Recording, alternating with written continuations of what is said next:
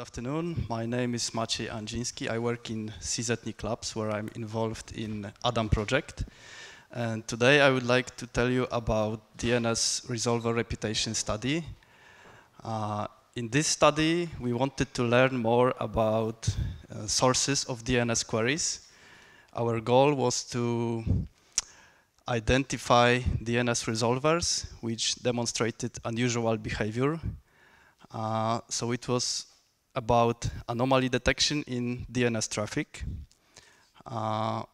In order to detect anomalies in DNS traffic, we capture DNS traffic that hits .cz domain name servers, and we subsequently save it to our Hadoop cluster, where we perform some data aggregations. And finally, we use Spark and R to implement machine learning techniques and detect anomalies. An important step here is data aggregation. Basically, for each source of DNS traffic, we compute some statistics, so-called features, and we take into consideration only sources which send at least 100 queries daily to our DNS servers. Such features are, for example, entropy of the source port or transaction ID in a DNS query, or coefficient of variation. This is basically a standardized measure of dispersion. So for instance, for idle time, which is the time between two subsequent queries, this coefficient tells us whether this time is more or less constant or it changes. We also compute amplification factor, which is a ratio of DNS response size to DNS query size. We take a look at the domain name length in a query, and we measure domain name diversity for each source. Of course, we take a look at query types in DNS queries, as well as error codes, for instance, to measure whether the queries were for existing or non-existing domain name. We also take a look at DNS flags, as well as some other fields in the DNS query, like query class or opcode. And here is an example of features which we computed for a real DNS resolver. Here is its IP address, and it is a real DNS resolver which is operated by CZ.NIC. And these numbers are the features computed for the traffic we captured on 23rd of October. What we can see here is, for instance, that this DNS resolver has quite good entropy of the source port and ID. The mean domain name length for this source is about 11.5. Most of the queries result in no error answer. Amplification factor is 4.7, and all the queries have DNSSEC OK bit set. So we can say it is quite decent DNS resolver which supports DNSSEC. And how can we make use of this data in order to detect anomalies? Well, the idea is that we deal with a data set that contains observations which can be grouped into clusters, because we believe that DNS resolvers, proper DNS resolvers, should demonstrate similar behavior. Of course, there are different patterns, but we can cover the patterns by different clusters. And here is an example of such data set with clusters. We can see here that there are observations, that there are two groups of observations, two clusters. And what we consider to be an anomaly are these, yes? This is just an example. There are some numbers. In the next slide, I will explain it maybe in more detail. But this is a sample data set which contains some numbers. And we can see that there are two clusters what I want to say is that what we consider to be an anomaly are these observations which are far away from cluster centers. And to answer your question, here is the visualization of real DNS traffic we captured in September and October. And what we have here on y-axis is the amplification factor, and on the x-axis we have mean domain name length. So we selected just two features to visualize the traffic. What we can see is that the vast majority of DNS resolvers have amplification factor just below 5, and mean domain name length is around 11. But there is also another group of DNS resolvers which have amplification factor around 2.5. So we can intuitively say that there are two groups of resolvers, DNSSEC and non-DNSSEC resolvers. And if we adopt our approach of anomaly detection to this data set, and we use a very simple model which uses just two features and two cluster centers, the result will be like this. Everything what is red here is considered to be an anomaly, and green color means these were correct DNS resolvers. Of course, this model doesn't have very good performance. It's just to show you the concept. In a final model, we used all 18 features and 13 cluster centers. As we have 18 features, we operate in a space of 18 dimensions. So it's hard to visualize the result, but still we can select two features and visualize a part of this space. Some technical details: we use Spark machine learning library and k-means clustering. And of course, we scale dataset before modeling data. We wanted our model to be able to detect real DNS resolvers.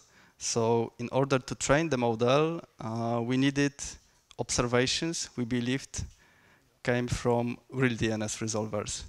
And in order to gather IP addresses of real DNS resolvers, we used RIPE Atlas system. And we gathered more than 3,000 unique IP addresses. And we used observations from these DNS resolvers to train our model. We also needed a test set to evaluate the performance of the model. As we deal with anomaly detection, it is quite sometimes challenging because we often don't know what is an anomaly. It's something unknown often. But we managed again to gather IP addresses, and we gathered IP addresses of well-known public DNS services, such as Google Public DNS, Cloudflare, Quad9, and we believed these were proper DNS resolvers, so it shouldn't be classified as anomaly.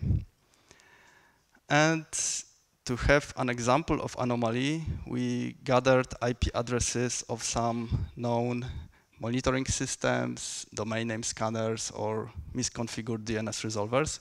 These observations we wanted to be classified as anomaly. As I mentioned, we used 13 clusters, and we considered an observations to be anomaly if its distance from cluster centers was 3 times third quartile of the distance of all observations in a cluster. And here is a slide with model performance. First, real DNS resolvers. As we can see, little observations were classified as anomaly. For instance, for Google or Quad9, there were 0 such observations. It has to be mentioned also that even a real DNS resolver sometimes demonstrated a behavior which could be classified as anomaly because it was dependent on user behavior, and sometimes real DNS resolver had some configuration issues. When it comes to anomalies, almost all anomalies from our testing data set were classified as anomaly except for DNSVs, which apparently demonstrated a behavior similar to real DNS Resolver. And we applied our model to DNS traffic we captured in September and October. 7.4% of observations were classified as anomalies.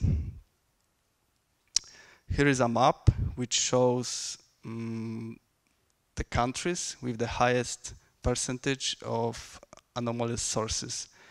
And top 3 are Angola, Sudan, and China. It's above 20% of sources in these countries were classified to be an anomaly. Here is the feature correlation matrix. It illustrates linear correlation between features. Of course, there are some obvious correlations, but what I wanted to show here is the correlation between features and prediction result, this anomaly row here. What we can see is, for example, that entropy of the source port, error code, or query types had quite strong correlation with prediction result. An interesting finding was that DNSSEC resolvers were less likely to be classified as anomaly. As I mentioned at the beginning, our goal was to learn more about sources of DNS queries, and I wanted to show you some numbers, statistics of to present our findings. However, it turned out that our findings were so good that we had to make it secret, as we discovered an issue with one of the DNS operators. And we are in touch with this operator, and so far we won't present any details about this finding. So instead of talking about the others, I would present the results for our network. CZ.NIC is actually 5th biggest source of DNS queries to .cz domain name servers. We identified 128 DNS resolvers in our network, and 32 of them were observed every day. And there were basically 2 groups. First group were DNS resolvers which were always or almost always classified as non-anomalous, and 8 DNS resolvers were always or almost always classified as anomaly. When it comes to anomalies, these were mostly our monitoring systems. We also run domain name crawler. Also, RIPE Atlas Anchor was classified as anomaly, which is also kind of monitor.